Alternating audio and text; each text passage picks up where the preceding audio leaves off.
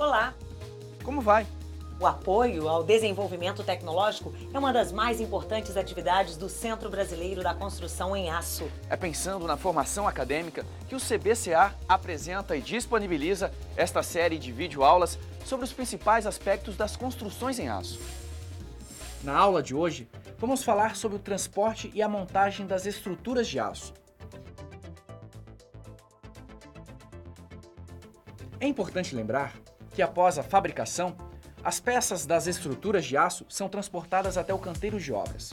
Por isso, devem ter dimensões e pesos compatíveis com a capacidade do veículo de transporte. No Brasil, o transporte rodoviário é o mais utilizado. O veículo de transporte rodoviário deve ter uma largura máxima de 2,60 metros e altura máxima, com relação ao solo, de 4,40 metros. Para veículos articulados, o comprimento total máximo é de 18 metros e 15 centímetros. As peças transportadas sobre estes veículos devem ter até 2 metros e 30 centímetros de largura, 3 metros de altura sobre a plataforma e 12 metros de comprimento. Todas as peças maiores do que essas medidas serão transportadas por veículos chamados especiais.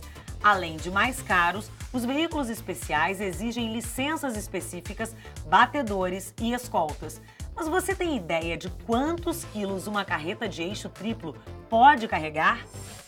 500 quilos. Chega a ser toneladas? Depende da carreta também, né? 6 toneladas, 5 toneladas? Sei lá, 1 tonelada. O caminhão grande, ele tem o quê? Umas 30 toneladas. O peso total sobre a carreta deve obedecer aos limites do CONTRAN. 25,5 toneladas é o peso máximo a ser transportado por um veículo com eixo triplo e rodagem dupla, ou seja, 12 pneus. Mas devido à natureza das peças e o elevado índice de vazios entre elas, dificilmente é possível transportar o peso máximo sobre uma carreta.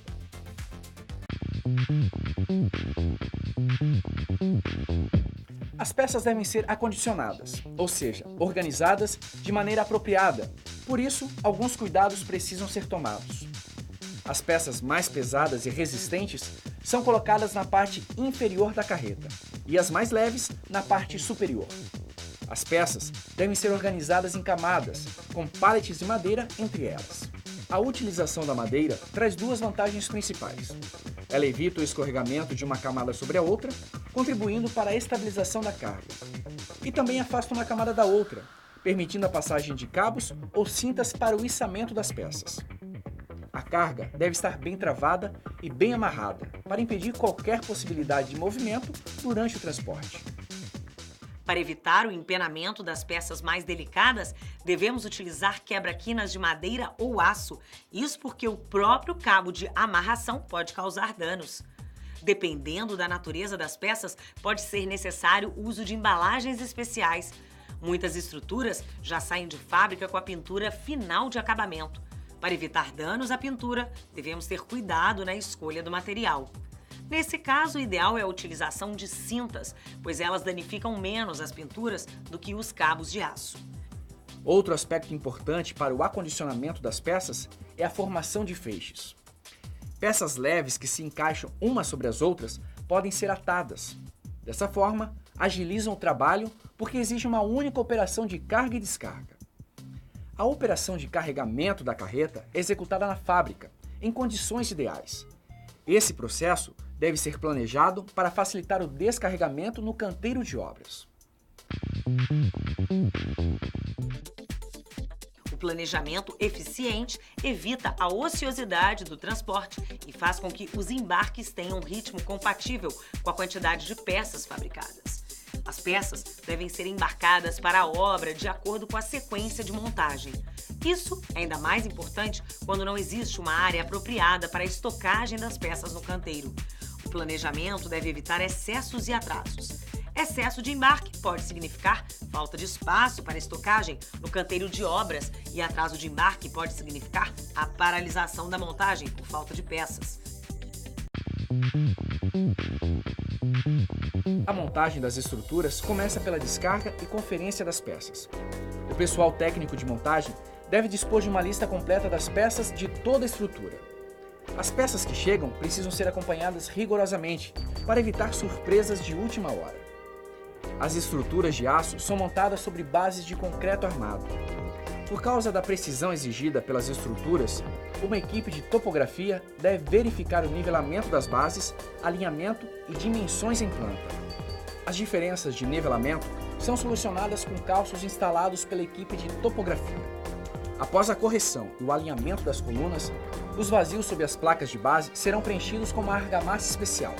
Esse processo se chama grauteamento. Para a utilização dessas argamassas especiais para grauteamento, devem ser seguidas as recomendações dos fabricantes.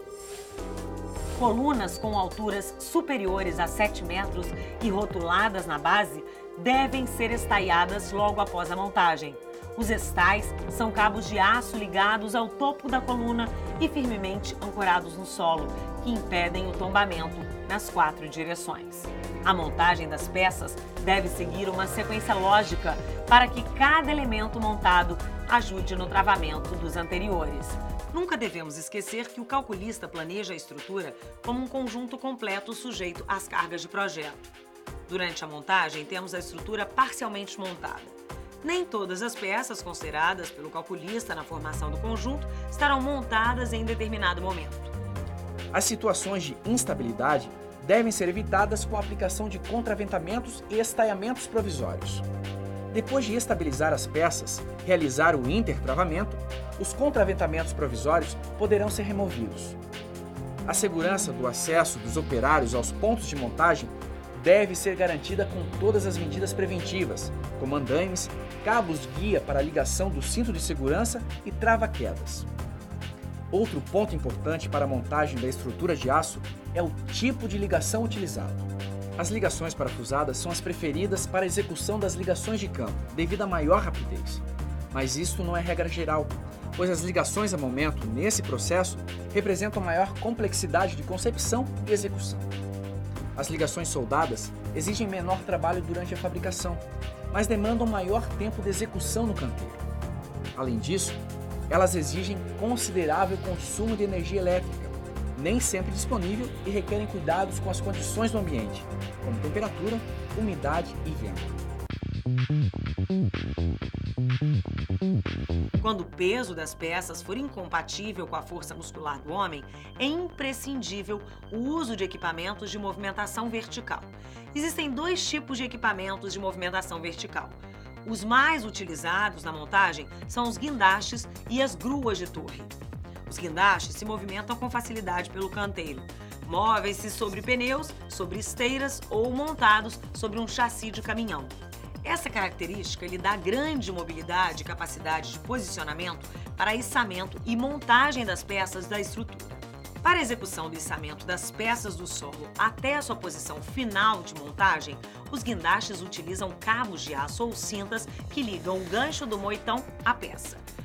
As gruas de torre geralmente são imóveis, montadas junto à estrutura ou no seu interior. Para dimensionar e escolher o guindaste ou a grua para uma obra, devemos levar em conta o peso da peça mais pesada e a posição da peça mais alta. A capacidade dos equipamentos de montagem é limitada, principalmente pelo seu momento de tombamento, ou seja, a multiplicação de sua carga máxima de içamento pela distância do ponto de pega até o apoio mais próximo da carga. Além do momento de tombamento, existem limitações que interferem na capacidade do equipamento. Quando somente um equipamento é utilizado durante toda a obra, ele deve atender à pior situação de montagem. Em algumas obras, é conveniente a utilização de 2 ou mais equipamentos, como, por exemplo, um guindaste menor para descarga de peças e montagem de peças secundárias e um maior para a montagem do restante. A preocupação com o dimensionamento do equipamento não é somente técnica, mas também econômica. O guindaste abaixo da capacidade necessária trará problemas de segurança durante a obra. Por outro lado, o superdimensionado causa custos elevados à montagem. Existem 2 tipos de guindaste: os hidráulicos, também chamados de telescópicos, e os treliçados. Os guindastes telescópicos geralmente são mais utilizados em obras de pequeno e médio porte. Suas lanças possuem capacidade para variar o comprimento, por isso fornecem grande versatilidade de operação. Os caminhões tipo Munch também utilizam lanças telescópicas, que podem ser aproveitadas em obras de pequeno porte. eles trazem grande agilidade. Os guindastes de lanças treliçadas são menos versáteis, mas frequentemente possuem maior capacidade por um menor preço. Costumam ser utilizados em obras de médio e grande porte.